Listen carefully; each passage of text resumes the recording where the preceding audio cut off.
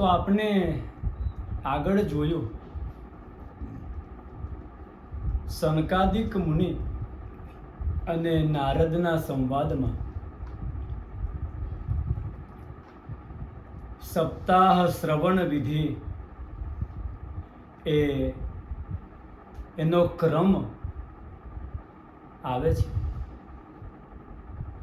સૂતજી કહેવા લાગ્યા કે સનકાદિક મુનિઓએ નારદજીને સપ્તાહ વિધિથી ભાગવત કથા સંભળાવી, ત્યાંથી આ સપ્તાહનો ક્રમ એનો પ્રારંભ થયો. એટલે સૌનકજી પૂછવા લાગ્યા કે નારદજી તો અસ્થિર છે, સ્થિર બેસતા નથી. દક્ષ પ્રજાપતિએ એમને શ્રાપ આપેલો છે, તો એમને કઈ રીતના કથા સાંભળી?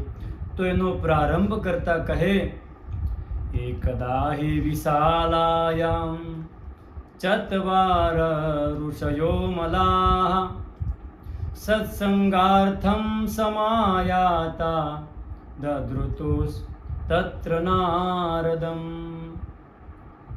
વિશાલાપુરી એટલે આજનું બદ્રિકાશ્રમ.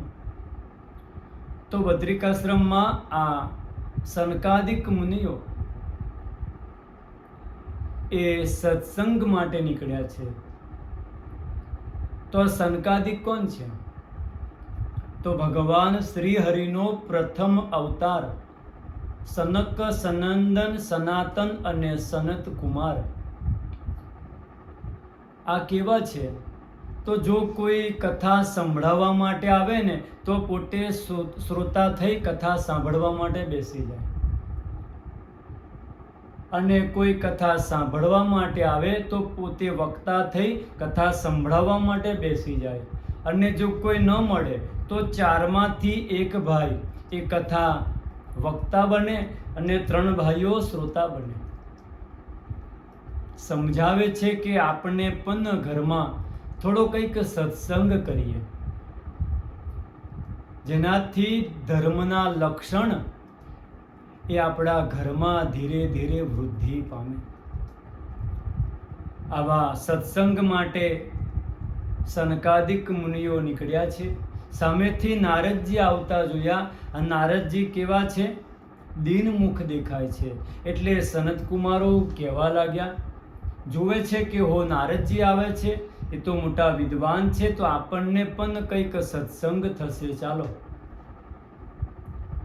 દુઃખી જોયા, કહેવા લાગ્યા, કથમ બ્રહ્મન દીનમુખ કુતશ્ચિંતા તુરો ભવાન ત્વરિતમ ગમ્યતે કુત્ર કુતશ્ચાગમનમ તવ.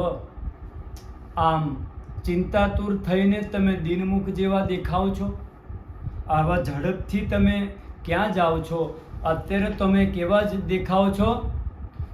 ઇદાનીમ શૂન્યચિત્તોષી ગતવિત્તો યથા જના. ગતવિત્તો કોઈ મનુષ્યનું ધન લૂંટાઈ ગયું હોય ને કેવા દેખાય, એવા તમે દેખાવ છો. તો કહેવા લાગ્યા નારદજી કે સાંભળો, હું આ પૃથ્વીમાં દરેક જગ્યાએ મેં તીર્થયાત્રા કરી.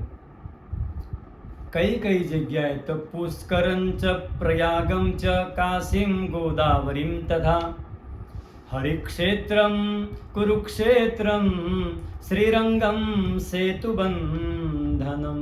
હું પુષ્કરમાં ગયો, પ્રયાગમાં ગયો, કાશીમાં ગયો, ગોદાવરી હરિદ્વારમાં ગયો, કુરુક્ષેત્રમાં ગયો, સેતુબંધ સુધી ગયો, પણ મને કોઈ જગ્યાએ મારા મનને મનસંતોષ કારણમ, મને કોઈ જગ્યાએ સંતોષની પ્રાપ્તિ નથી થઈ.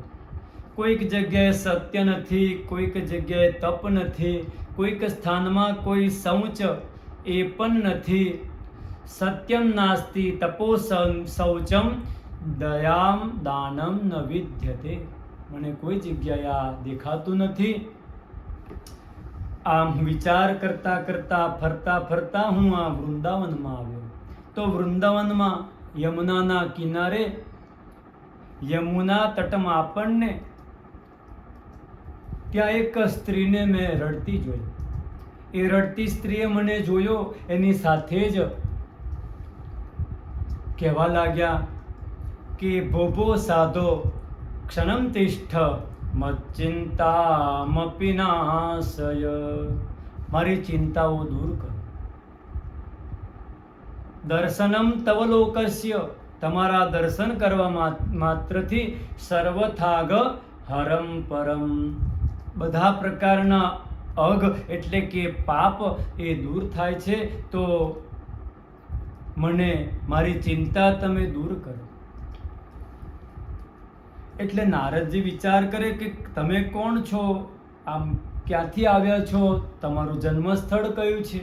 એટલે પોતાનું વૃત્તાંત સમજાવે કે અહમ ભક્તિ રીતિ ખ્યાતો ઇમૌ મે તનયૌ મતૌ જ્ઞાન વૈરાગ્ય નામાનવ કાલયોગે નજરજરૌ.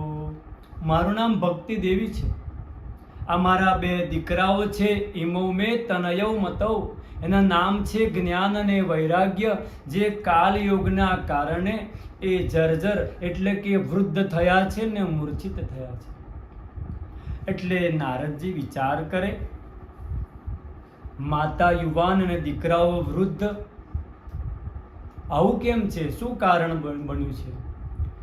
તો કહેવા લાગ્યા કે હું દ્રવિડ દેશમાં જન્મ થયો, કર્ણાટકમાં મારી વૃદ્ધિ થઈ, મહારાષ્ટ્રમાં મને કોઈક જગ્યાએ સ્થાન મળ્યું, અને ગુર્જરે જીર્ણતાંગતા, આ ગુર્જર રાષ્ટ્રમાં હું જીર્ણ થઈ, અને વૃંદાવનમાં આવી તો હું તો યુવાન થઈ, પણ મારા દીકરાઓ ઘરડા જ રહ્યા. હે નારદજી, મારા દીકરાઓનું યૌવન પ્રાપ્ત થાય એના માટે કોઈક નાનો ઉપાય કરો, નહીં તો હમણાં જ હું અહીંયાથી વિદેશમાં જતે રહીશ. ઇદમ સ્થાનમ પરિત્યજ્ય વિદેશમ ગમ્યતે મયા. નારદજી વિચાર કરે કે આવું થવાનું કારણ શું છે. નારદજીએ વિચાર કર્યો, થોડો પ્રયત્ન કરીએ, આવું થવાનું કારણ શું છે કે આ જ્ઞાન અને વૈરાગ્ય મૂર્છિત છે. તો સુંદર વાત સમજાવે છે નારદજી આપણા જેવાને કે વિપ્રેર ભાગવતી વાર્તા ગેહે ગેહે જને જને કારિતા કર્ણલોભેન કથા સારસ્તતો ગતઃ. બધો કથાનો સાર જતો રહ્યો. કેમ? તો ઘરે ઘરે ગામે ગામ કથાઓ થાય છે, પણ શેના માટે થાય છે?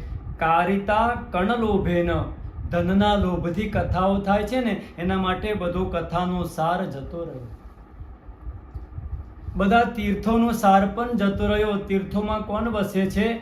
તો અત્યુગ્ર ભૂરી કર્માનો નાસ્તિકા રવરવોજનાહ તેપી તિષ્ઠન્તિ તીર્થેષુ તીર્થ સારસ્તતો ગતઃ. આ તીર્થમાં બધા નાસ્તિક લોકો વસે છે ને, એને લઈને તીર્થનો સાર પણ જતો રહ્યો છે. તપનો સાર પણ નીકળી ગયો છે. કામ ક્રોધ મહાલોભ તૃષ્ણા વ્યાકુલ ચેતસઃ તેપી તિષ્ઠન્તિ તપસી તપસારસ્તતો ગતઃ. તપનો સાર પણ જતો રહ્યો. કેમ? કે કામ ક્રોધ લોભ સડ રીપુ એને આધીન થયા છે, એને લઈને તપનો સાર પણ જતો રહ્યો છે. એટલે તમે ભક્તિ દેવી, તમે ચિંતા છોડી દો, હું કંઈક પ્રયત્ન કરીશ. ત્યારે ભક્તિ દેવી આજે નારદજીને સ્તુતિ કરે.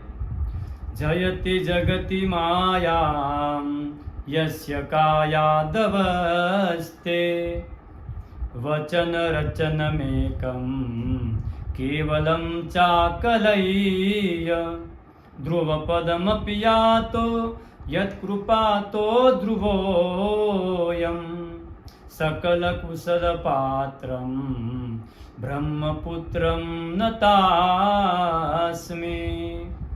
આ ભક્તિ દેવી અંતે નારદજીને સ્તુતિ કરતા કહે કે તમારો જય થાય, તમારો જય થાય. તમે કેવા છો? તો કાયાધવસ્તે એટલે કયાધુના પુત્ર પ્રહલાદ અને ધ્રુવ પદમ અપી યાતો, તમારી કૃપાથી જ પ્રહલાદ અને ધ્રુવ જેવા ભગવાનને મળ્યા અને ઉત્તમ પદને પ્રાપ્ત થયા. તો તમે પણ મારા દીકરાઓ માટે કંઈક પ્રયત્ન કરો. જેથી મારા દીકરાઓ જ્ઞાન અને વૈરાગ્ય એ મૂર્છામાંથી ઊભા થાય, યૌવનને પ્રાપ્ત થાય. હવે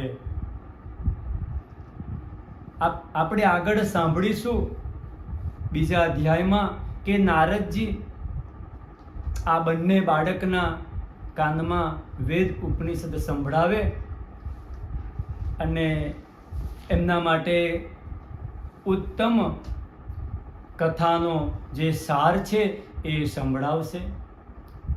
જય શ્રી કૃષ્ણ.